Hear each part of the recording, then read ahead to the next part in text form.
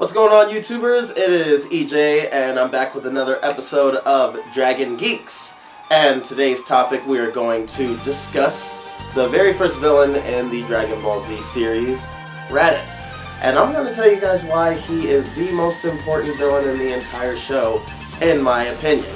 So, of course, the ongoing joke is that Raditz is a weakling and Raditz is useless and all this other stuff. But if it weren't for Raditz, we wouldn't have much of anything that we have in the entire show.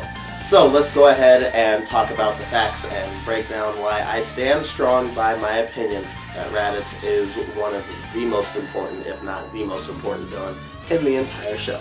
Okay, so first we're going to talk about Goku's origins. So if you started watching Dragon Ball, you're wondering why this kid has a tail and why he grows into a giant ape at the full moon. Well, when Raditz first arrives, he does actually break down the origins that he is a Saiyan from the planet Vegeta and explains the potential of their full power and goes fully in depth with everything. Goku was clueless on all of this, Goku and all of his friends.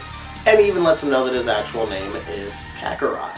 So, without Raditz, he'd still be clueless. I know that most of us didn't actually start watching Dragon Ball until later on, because back in the Toonami days, Dragon Ball Z was first, but we know how all that goes. However, Raditz was the one who gave all the origins on Goku and let him know that he's his big freaking brother, for crying out loud. Goku had no idea that he even had any other family besides his grandpa Gohan. Alright?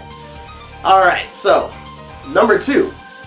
Raditz was the strongest on Earth. It is the biggest ongoing joke that Raditz was a weakling. People in the fandom say it. Nappa and Vegeta constantly repeated that Raditz was a weakling. However, you gotta think about it. When he first arrived on Earth, he was stronger than Goku and stronger than Piccolo. He was completely bodying both of them single-handedly. And he already one-shotted Krillin, so it's not like he would have been much help. So if you think about it, Raditz could have killed Goku and Piccolo if he would have been a little bit smarter. Then who would have been left to defend the Earth? Tien, Chaozu, Yamcha, Yajirobe, Master Roshi, and let's face it, they'd have no chance against him. So though he was a lot weaker than Vegeta and Nappa and some of the other Saiyans, Raditz was no weakling. He was the strongest on the freaking planet. So y'all need to show him some more respect. Alright, and number 3, what I will say is, he's the one who got everybody prepared for the Saiyans. He indirectly made everybody on the Z Squad stronger, because when he was about to die, he's the one who did let them know that Vegeta and Nappa would be coming to Earth a year later. He didn't have to do that, he could have just laid there and died. But with him letting them know that there were more Saiyans coming, it actually inspired Piccolo to not only train harder, but pretty much abduct Gohan and train him to become an actual fighter. And of course, all the other Z fighters got put on game, and Krillin, Yamcha, and Tien, and Chaozu all trained with Kami to get stronger to prepare for the Saiyans. Now, picture this. They mentioned that Raditz was as strong as the Cybermen that Nappa planted, so that sounds pretty bad. However, if it wasn't for Raditz letting them know that the Saiyans were coming in a year, then once Nappa and Vegeta got there and they planted those Cybermen, well, let's just say they would have had their way with all of the Z fighters. Tien wouldn't have lasted, Yamcha already got killed by one, and the rest of them would have just got bodied by the Cybermen, and it would have been really bad. So, Raditz indirectly made everybody stronger in their training to prepare for Nappa and Vegeta. Alright, and last but not least, he's Goku's freaking brother, for crying out loud. You gotta respect the guy. Goku has an older brother.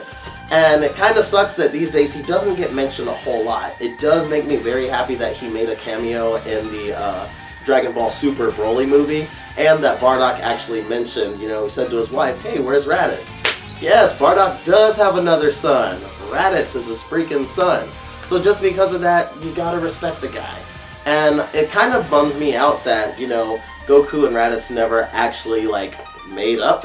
Even if, like, once he went to the other world, they had some type of other talk or connection or something like that. Because we've seen a lot of supervillains turn into some of the protagonists on the Z Squad. Starting with Tien Shinhan and Piccolo. Of course, they became good guys and on the squad. And later come as well.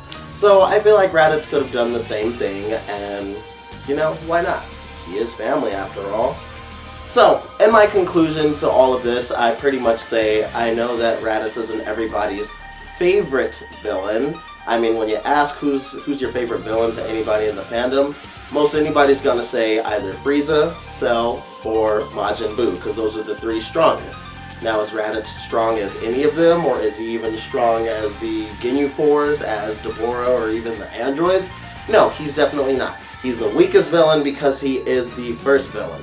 But he is the most important because he did set the tone for Dragon Ball Z and how that story progressed and how everything carried on the rest of the way. So, my personal favorite villain is Cell, but Raditz is a close second. And before you go and laugh at that opinion, just think about all of these facts that I stated to you here. Why is Raditz so important to the series and why you should respect him? Alright? So that's all I got for you guys today, just kind of praising the name of the very first Saiyan villain, Raditz, aka Uncle Raditz to Gohan.